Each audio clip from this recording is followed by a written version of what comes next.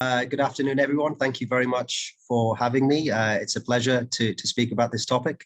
I will be sharing my screen for a presentation, but as Tiona has just said, I'm the Government Relations Manager for the Stop Killer Robots campaign. And so we have the United Nations here, and my task is usually to liaise with the diplomats over here and civil society institutions to build momentum for a new treaty, an international legal treaty dealing with autonomous weapon systems. So I'm going to share my screen and take you through this a little bit through a PowerPoint. I hope this can work. Let's see. Okay.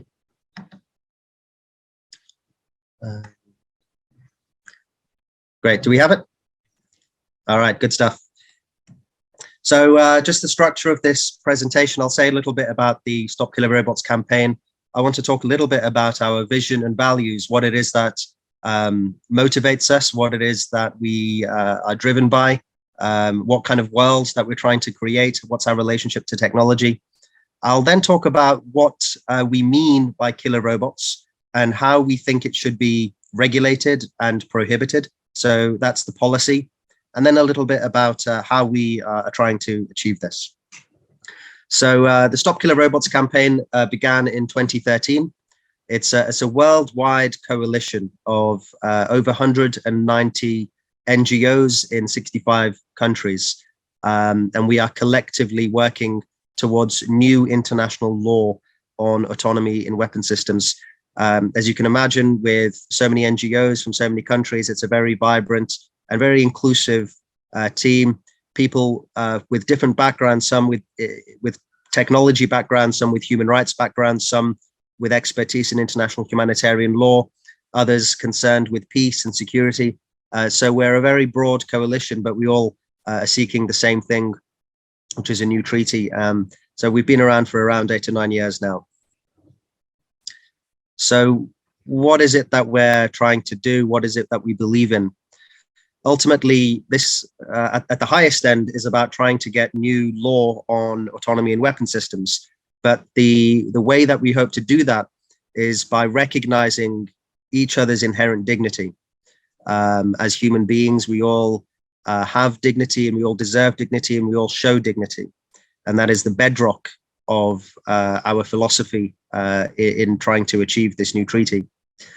We believe that we should be taking responsibility for our choices in relationship to technology, because technology informs how we relate to each other.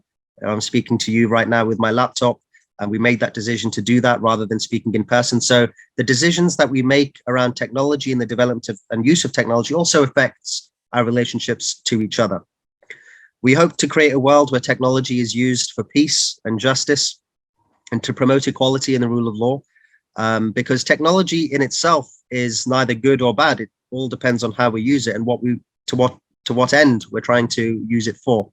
So we hope to use technology for these purposes, and also to help overcome systems of inequality and oppression. I'll speak a little bit more about that in a bit. So what is it that we do with those beliefs?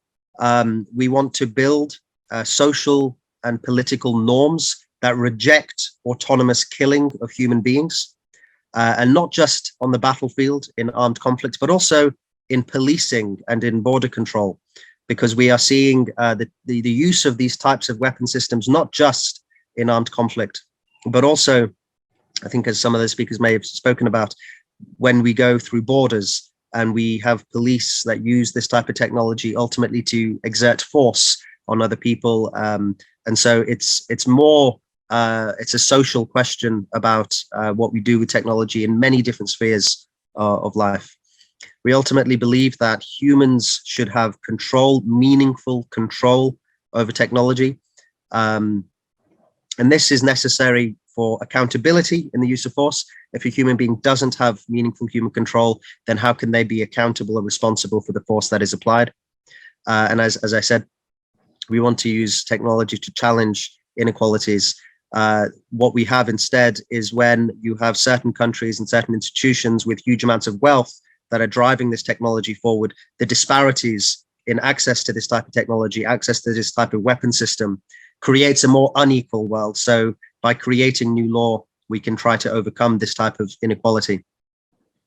And as I said, to build a sense of collective responsibility over how we shape technology and how we drive it forward, and take away the power from those who are developing these technologies, and make them accountable, so we are all involved in the direction of technological evolution. And all of that ultimately points towards the need for a new international legal framework on autonomy in weapon systems. We want a legal framework that prohibits machines from killing humans, and ultimately to achieve meaningful human control over the use of force. So I'll talk a little bit now about what that looks like. What do we mean by killer robots? What do we mean by prohibitions, and what do we mean by regulations? So killer robots is kind of a fun or useful term. It captures the imagination for what is actually autonomous weapon systems, or autonomy in weapon systems. This is a broad range of technologies. It's not a specific weapon. It's a capability within many different types of weapon systems. And ultimately, it's about the way that a weapon system can select or detect a target and then apply force against that target. So detecting and engaging a target based on the processing of sensor information. So a weapon system may have different types of sensors. It might have a thermal heat signal sensor. It might have a sound acoustic sensor. It might have a weight sensor. And then the machine will process the information gathered from that sensor. And based on algorithms and the calculations of those, the data that's inputted in, it will be able to select and engage a target automatically. And so the key point here is that it's not a human being that is actually making the decision at the time the force is applied. So when a system is activated, there's going to be a period of time when the human no longer really has control over what that weapon system is going to do, because the functionality of that system is automatic. So the human who's operating that system doesn't actually determine when, where, or against what the force is going to be used against. So it's really taking away control from the human operator and really giving it to machines. So this could be used in a tank. It could you could see a tank having this type of functionality. It could be a sentry gun stationed at a border. It could be a drone. It could be an aircraft. It's not the specific weapon itself, but it's about the functionality of that weapon, which takes away control from the operator and gives it to the machine ultimately. So that's the broad range of technologies that we're talking about when we talk about killer robots. So this creates a range of different problems.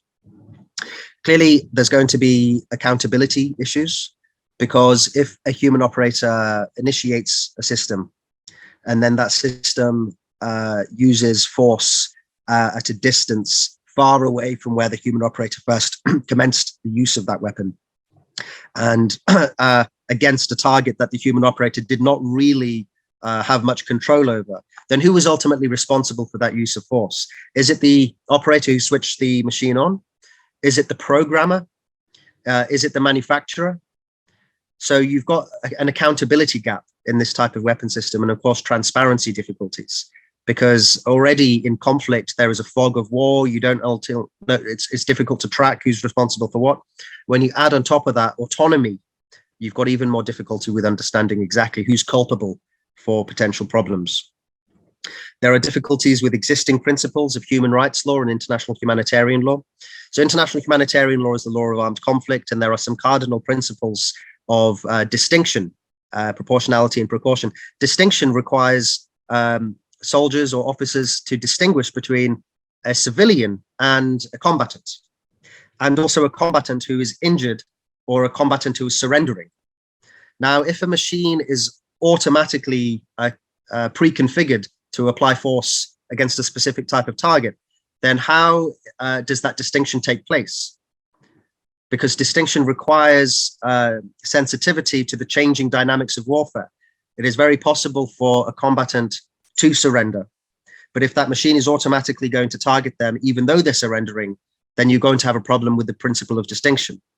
And proportionality requires you to only use the right amount of force that is necessary in those circumstances. This ultimately requires human evaluation, and that human evaluation should be context specific and dynamic. Human beings should be able to change their mind and be able to change how much force they're going to use. But if the machine is already pre-configured to apply a certain amount of force in a certain place, then those principles are no longer functional. And we can say the same thing about human rights law, the arbitrary deprivation of life, the right not to be discriminated against, and the right to privacy, for example, which the previous speaker was talking about a little too. So create problem with existing legal principles. Also, if we do not regulate this type of weapon system, we are already starting to see an arms race that certain countries are investing billions of dollars or pounds, euros into this type of technology. And it's creating anxieties in other countries who now feel that they need to catch up and invest as well. And we're starting to see global insecurity because this type of technology is unrestrained and unregulated. So the thing that we say is the goal is not to win an arms race, but to stop an arms race. And the only way that we can do that is by creating universal standards so that all countries know that there are limits to how much this technology can be developed and used. And if not, then we will have an arms race. And we're starting to see that already. So the way that we conceptualize a type of framework to deal with this is in three parts. There's some overlap, as you'll see. Firstly, there should be a general obligation to maintain meaningful human control over the use of force.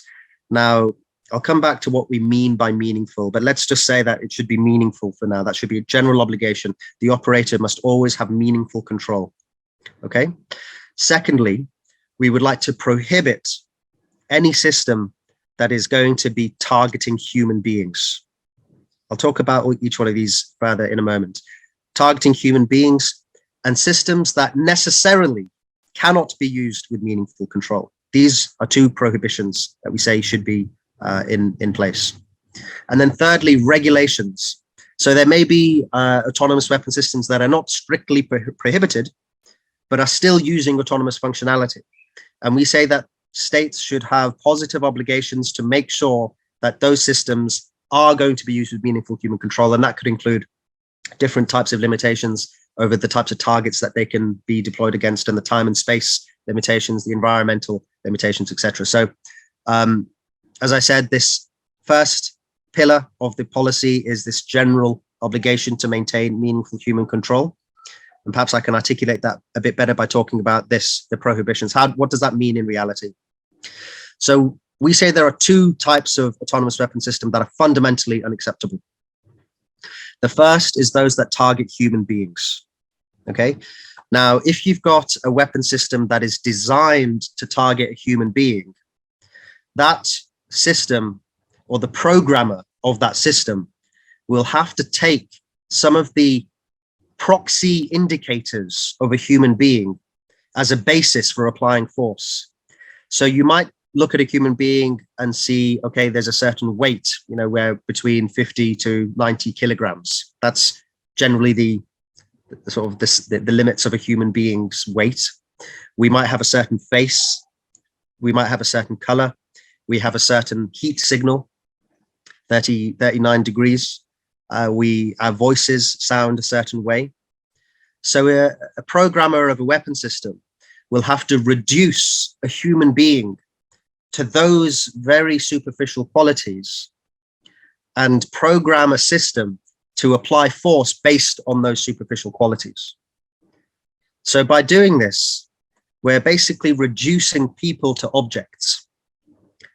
This is dehumanizing for us. When we look at each other, when we talk to each other as human beings, we might see some of those factors that make us up, like our size and our face and shape, but we also see far more than that when we talk to each other. We see each other's identity. We see each other's experience. We see each other's dignity. We see each other's stories, something that is intangible, which you cannot reduce to data. But a machine can only look at you as cold clinical data. So by allowing machines to target human beings, we're really reducing our humanity down to ones and zeros. So this is to be avoided. Apart from that, essential dehumanization, as I said earlier, there's going to be problems with the application of existing legal principles. So if a soldier is at war, there is an obligation for that soldier to distinguish between civilians and enemy combatants. But if a programmer has already designed a machine to target a human based on some of those superficial characteristics, how can you distinguish between a civilian and an enemy combatant? Do combatants look a certain way? Do they have a certain skin color? Do they weigh a certain amount? Ultimately, no. And even the clothes that one wears, they can change. A civilian could be wearing clothes that look like a combatant or vice versa. So there are serious problems with applying the existing legal principles if we allow autonomous weapon systems to target humans. And we say that, therefore, this should be prohibited. Machines should not be allowed to kill people. And interestingly, when we did a global survey about people's reactions to this issue around the world, the number one most cited reason for opposition to killer robots is that machines should not be permitted to kill people.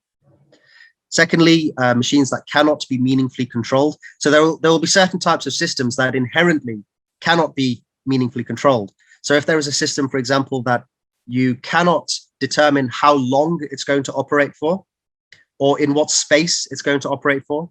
Say you've got a system where when you turn it on, you can't control how far it's going to go, or you've got no means of predicting how it's going to operate, or a system that has machine learning capabilities so that when you turn it on, it actually changes what it's going to do without you knowing what it's going to do. These are systems that are inherently incapable of meaningful human control. So that should be prohibited too.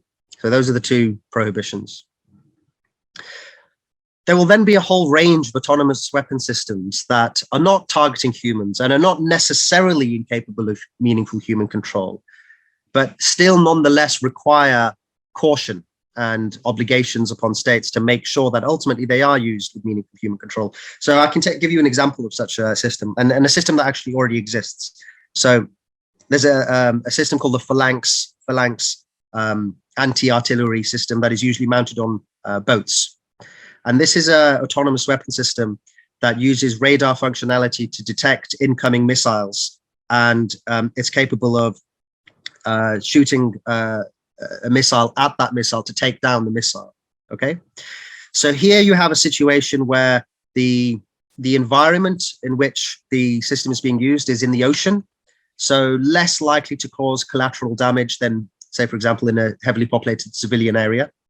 It's for a very specific purpose, which is to take down an incoming missile, so potentially saving lives. There is an ability of the operator of that machine to interact with the machine, turn it off if it needs to be.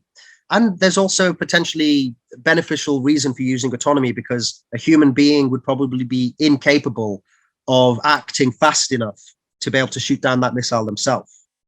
So potentially this is an autonomous weapon system that could be permissible. Okay. However, if that phalanx missile system was then used in a civilian area, if you did not have the human being capable of shutting it down, if that machine was suddenly going to be used for a long period of time, then suddenly that system is no longer under meaningful human control. So we need these positive obligations to ultimately discern the difference between acceptability and non-acceptability.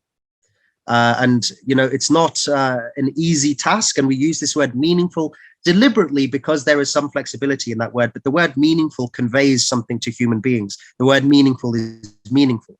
When we talk about having a meaningful conversation with someone, it implies something more than just whether it was a sufficient conversation, for example. Word meaningful implies something about our ethics, something about our relationship to one another, something about the long-term consequences of an action being taken. So it's a word that resonates universally, and there's different words, of course, in different languages to convey that word meaningful. But ultimately, it shouldn't just be a calculation between the military advantage versus the potential risk. It also should be about our ethical standards and our relationship to each other and respect for our dignities. So that's why we choose that word meaningful, but it will be flexible. It will depend on the type of weapon system being used and which context it's being used in. I've been talking for quite a long time, so I'm going to hurry up. We ultimately want this to be in the form of a legally binding instrument. We need law because that is the highest level of norm in the world. Law is the highest standard to which we work towards, and it's the most durable. When we have legal standards, that's more solid than, for example, a code of conduct. So some countries like the US have been saying, okay, we don't need new law on this, but maybe a code of conduct that is voluntary and non-binding, and states can interpret it how they want to. That's not good enough. We need to have universalization of this standard through a new treaty, which sets the benchmark for what standard these types of weapon systems should be used. And so how are we achieving this? I mean, we've been around for 9 years. We've been attending all of the discussions at the United Nations where these conversations have been taking place. There is the Convention on Conventional Weapons, which is a convention from 1980, where the conversation on autonomous weapon systems has been taking place. We've been to every single one of those meetings, and we've been participating and advocating for new international law. We've been working directly with foreign ministers and parliamentarians in all of the countries in which we are operating to achieve standards. Parliamentarians calling for legislation, government ministers calling for negotiations. We've also played an important role in building the policy coherence, because when this conversation began 8 or 9 years ago, there was a lot of ambiguity about what autonomy meant. And we've played an important role at the United Nations in consolidating our understanding of what autonomy is and what standard we should be working towards, what should be prohibited, what should be regulated. We've produced publications at the United Nations and distributed them worldwide about this kind of dual understanding of prohibitions and regulations. We've been engaged with faith leaders. We've been engaging with the tech sector. We've been engaged with leaders at the United Nations, including the Secretary General, and scientists through petitions. And there are now thousands of experts in technology and in science who are saying this is problematic and we need to have a new treaty on autonomous weapon systems. And of course, we've got a very active campaign network. As I said, a growing coalition of 190 NGOs. NGOs are welcome to join, by the way. If you look on our website, there's an invitation for you to join our network.